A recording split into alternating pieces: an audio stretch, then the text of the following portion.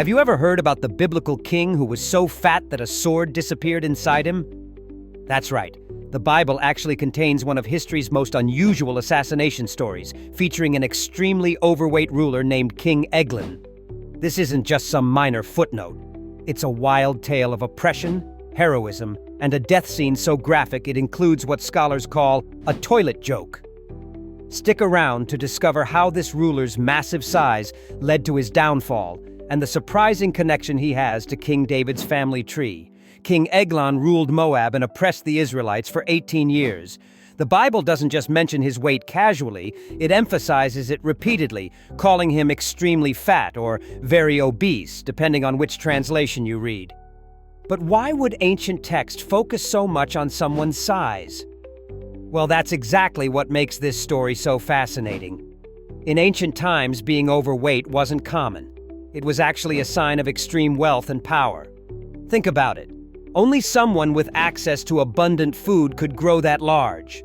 So when the Bible describes Eglon as extraordinarily fat, it's not just describing his appearance, it's highlighting his status as a powerful, wealthy ruler who lived in luxury while oppressing others. Now, I know what you're wondering. How does his weight factor into his assassination? This is where the story gets really interesting. God raised up a deliverer named Ehud, a left-handed man from the tribe of Benjamin. Being left-handed was considered unusual back then, which made Ehud the perfect assassin since guards wouldn't think to check his right thigh for weapons. Ehud told Eglon he had a secret message from God. Intrigued, Eglon dismissed all his attendants for privacy. When Ehud claimed to have a message from God, Eglon actually stood up out of respect, a detail that becomes important later.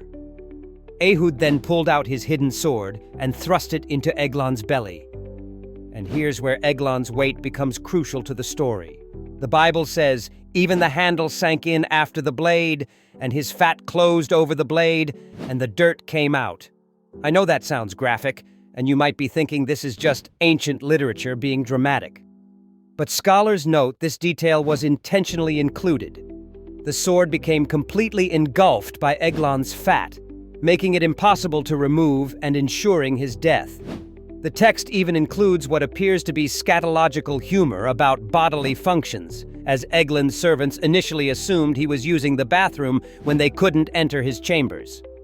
After killing Eglon, Ehud escaped and led the Israelites to defeat the Moabites, bringing 80 years of peace to the region.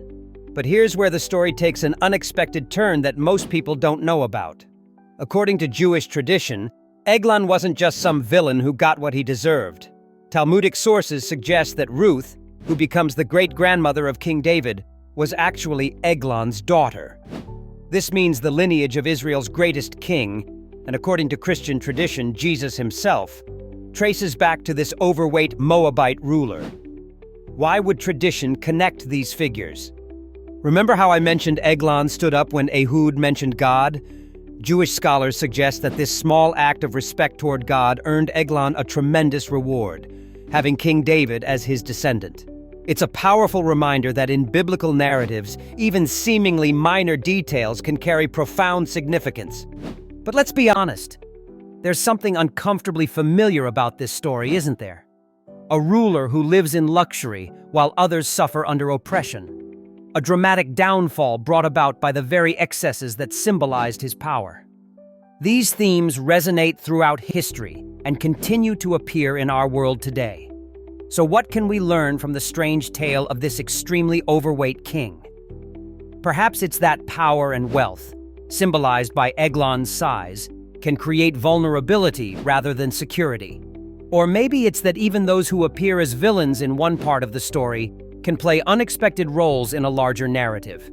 If you found this bizarre biblical story as fascinating as I do, hit that like button right now. This channel is dedicated to uncovering the strange, mysterious, and overlooked stories from history that you won't hear anywhere else.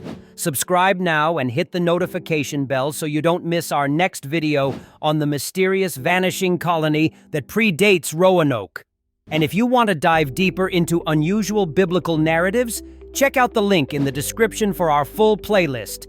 Thanks for watching, and I'll see you in the next one.